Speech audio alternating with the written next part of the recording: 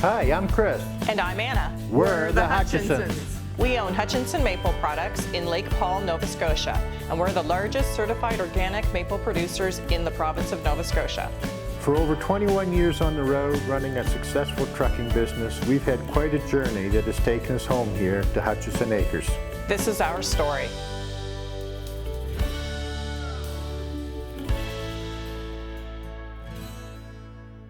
Hutchinson Acres Maple Products produces 65,000 plus liters of maple syrup per year. That is a huge leap from the early days. I jumped into the fire because I had absolutely no history with maple syrup whatsoever.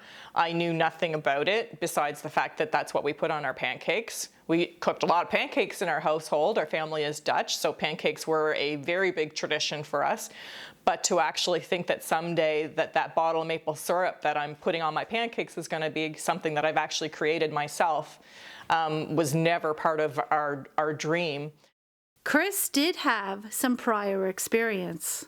When I was a child, back in the 1960s, I spent a few years producing maple syrup just out of the trees alongside of the road. And a lot of lugging of buckets and hauling them in the kitchen and boiling sap, and my mother telling me that she's not going to do it again because the paint's coming off the ceiling. Peeling paint aside, there is a difference between the older methods and the modern production facility required today.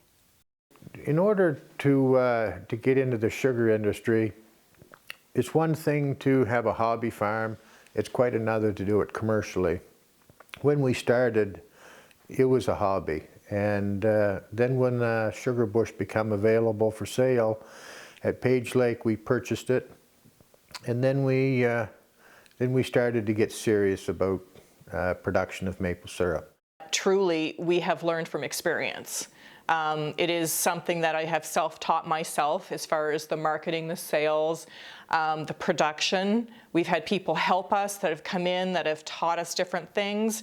We've learned from reading. There's a maple syrup Bible out there that I keep very close to me for making my butter and sugar. There's so much. Sometimes I consider myself to be a scientist because I have to understand the chemistry of how maple syrup is, how it's created, where it comes from, what it will do. A lot of that has just been learned. It had help, but for the most part, almost everything that I know, we have taught ourselves. The first year we were in the maple business, if I remember right, we produced 13 barrels of maple syrup. And we didn't have an RO the first year, which meant that we had to boil the water, all of it off. An RO typically takes 75% of the water off, which greatly reduces the amount of time needed to boil. And we had a wood-fired evaporator, and I can remember getting phone calls saying we wouldn't have any more wood. We were using fresh wood, green wood, anything that I was afraid they were going to start ripping the boards off the building to cook the last little bit. But we did get through the first year. That's when we realized that we needed an RO and we needed a few other things, and this was the beginnings. But we did get through the first year, and we produced 13 barrels of very good maple syrup. So it was a success by far. From the first year, they looked at expansion.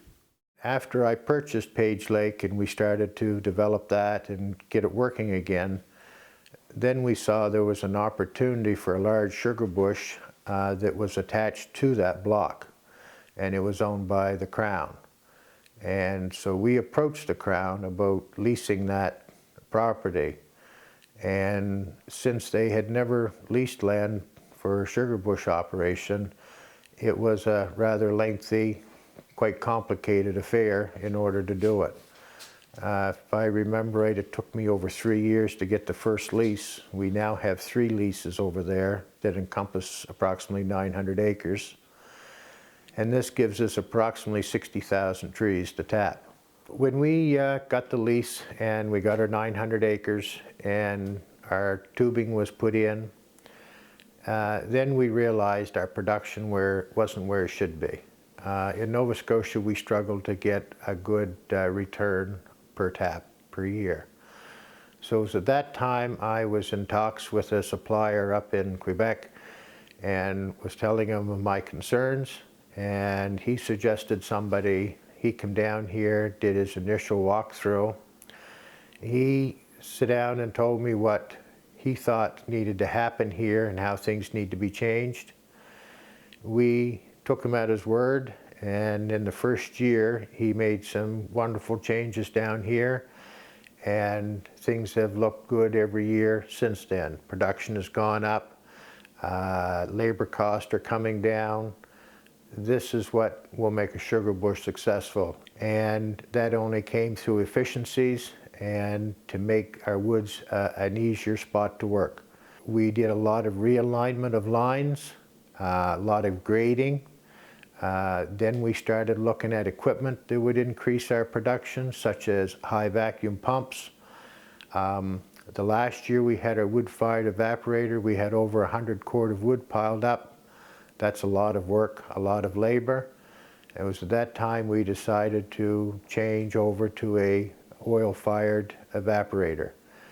That took our cost per barrel from almost $100 a barrel all the way down to $15, $16, and $17 a barrel. And nobody was needed to chop wood, which is a huge undertaking. They did all this while still out on the road, but as production increased, they knew it was time to come home. The maple business was growing. It was growing quite a bit. My sister-in-law, Leanne, was looking after the sales parts of things. It was becoming a lot for her. My sister, Janice, was looking after the day-to-day operations at the time of the production and the bottling. And we started becoming more well-known. Our products started going into more and more stores all the time. Products that expanded beyond simply maple syrup, including their signature line of pure infused maple syrups that brought them face to face with dragons. Next week on Hutchinson Acres, they go from the fire into the den. It absolutely lived up to the name of the Dragon's Den, because when you go in and you feel like you're going into a den and then there's all these dragons in front of you, and yeah, it definitely lived up to its name. And began exporting beyond our borders. Really do your homework first. It's one thing to make a sale, it's great to make a sale, but unless you can back it up and you can supply what that customer's actually looking for, you're better off getting your knowledge base in first.